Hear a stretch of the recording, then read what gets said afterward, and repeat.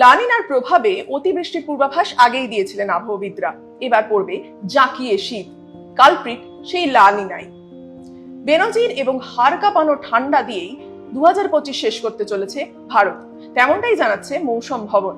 আর সেই আশঙ্কাতেই শিলমোহর দিয়েছে US climate prediction সেন্টারের আবহবিদরাও। কিন্তু কি এই লানিনা? পৃথিবীর আবহাওয়ার বড় অংশ নির্ভর করে প্রশান্ত মহাসাগরের তাপমাত্রার উপর। প্রশান্ত মহাসাগর ঠান্ডা হওয়ার প্রক্রিয়াকে বলা হয় লানিনা, যার প্রভাবে অধিক বর্ষা ও তীব্র শীত পড়ে পৃথিবীতে। উল্টোটা অর্থাৎ প্রশান্ত মহাসাগর গরম হয়ে উঠলে তাকে বলা হয় এল নিনো। এর ফলে অনাবৃষ্টি ও তাপপ্রবাহ দেখা যায়। আবহাওয়া দফতরের প্রাথমিক হিসেব দেখিয়েছে 2025 শেষ হওয়ার আগে যে লানিনা তৈরি হতে চলেছে সেটি সাম্প্রতিককালের অন্য লানিনার পরিস্থিতির চেয়ে অনেকটাই বেশি শক্তিশালী। এর জেরে এক প্রকার কনকনে ঠান্ডা হাওয়া বায়ুমণ্ডলের উপরের স্তরে প্রবাহিত হতে শুরু করবে। বাতাসের এই প্রবাহ জেট স্ট্রিম নামে পরিচিত।